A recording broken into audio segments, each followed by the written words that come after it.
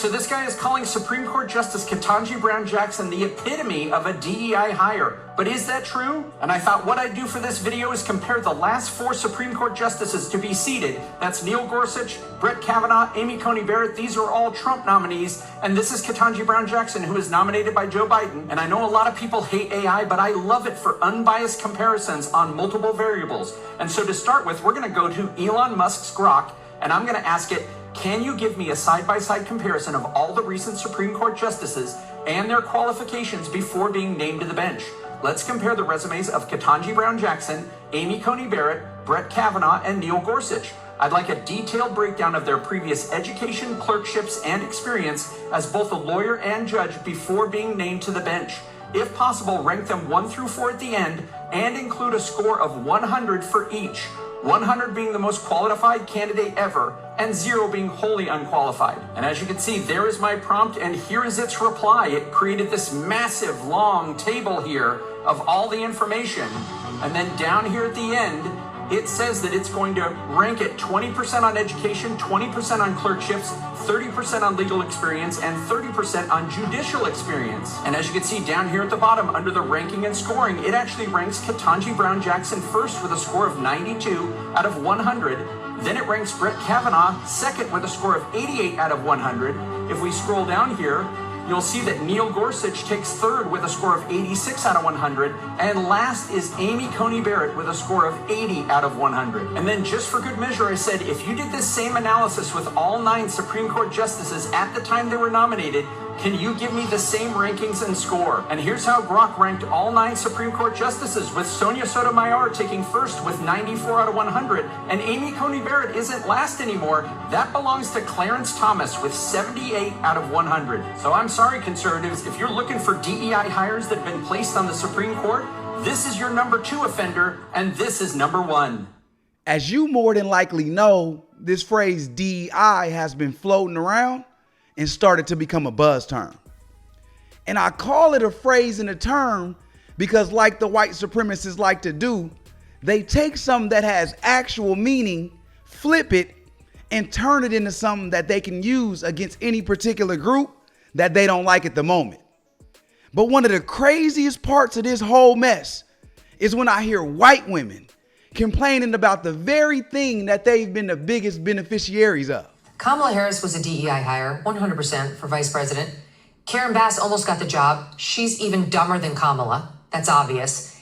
And then you've got 3 fire chiefs, like the top, the deputy, and the person who runs DEI at the LA Fire, who are apparently there because they have vaginas and they like to share them with other women. I mean, honestly, I'm sorry that I am allowed to question your competency when it's very clear you did not get hired because of it.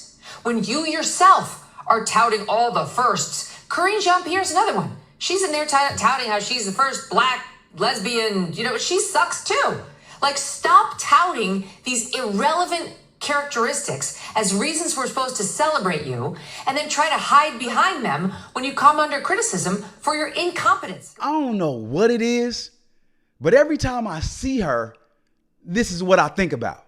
You need a little bit of seasoning. You ain't got no seasoning, man. You like a plain piece of chicken just on the thing, you pull it off, and then you serve the dish. You need some motherfucking seasoning, man. She running her mouth about Kamala Harris and complaining about DEI while it and affirmative action have benefited white women the most since the 1980s. This whole thing ain't never been about unqualified black people getting hired. It's been a career ladder for the very people that share her gender and race. Let's take a look at a couple of articles.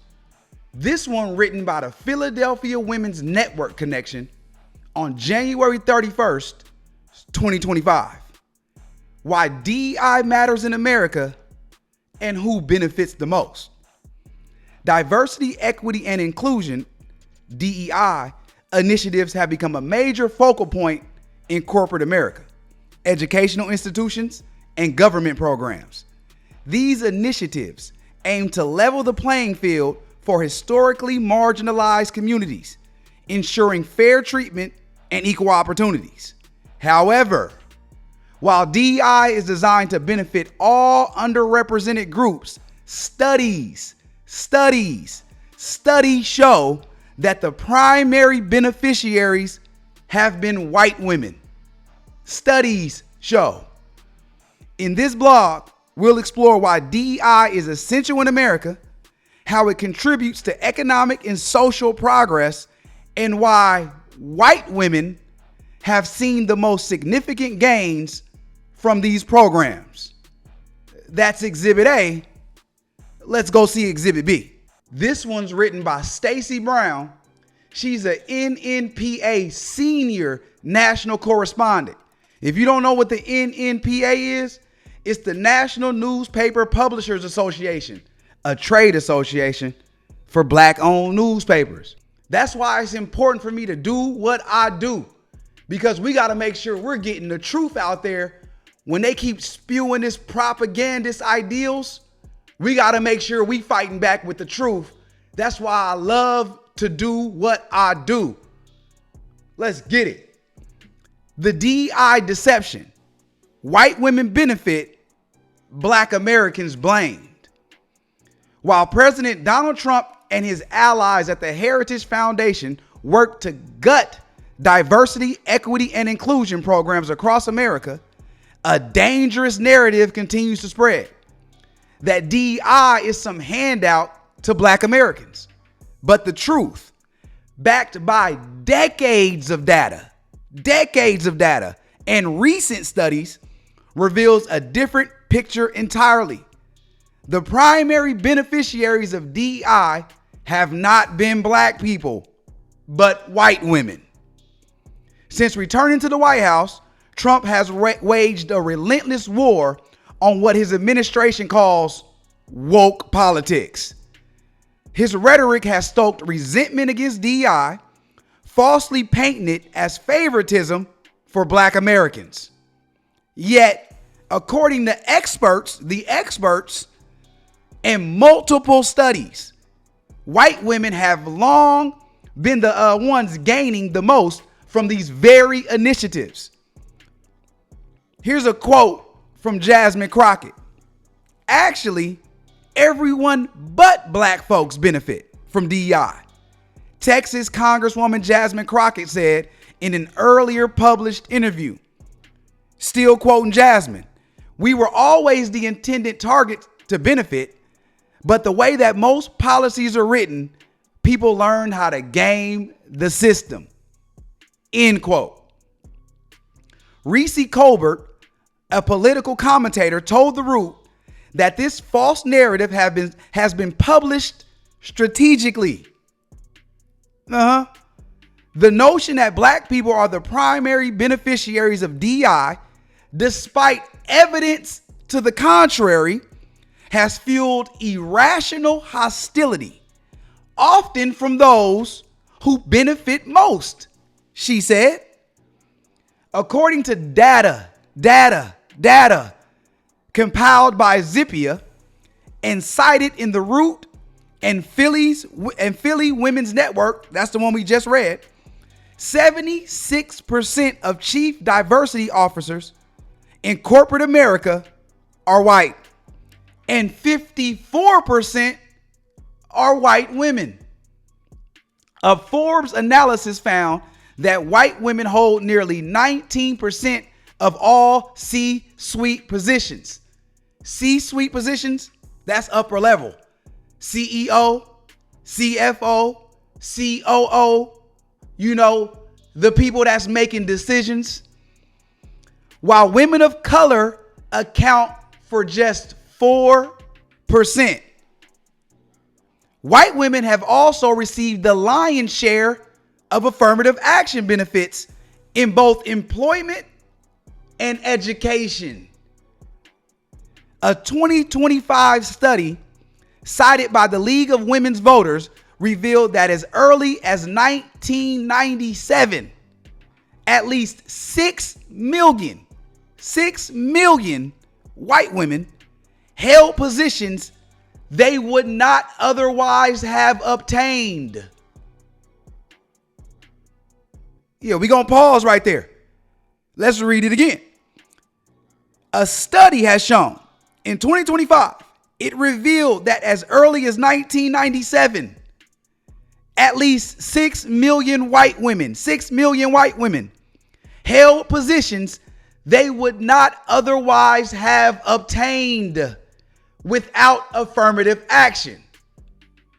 I think we get the point. What be getting to me is the fact that I even have to bring up these articles and stats. Because we all know the deal. DEI let white women like Megyn Kelly, Pam Bondi, and Marjorie Taylor Greene in the door.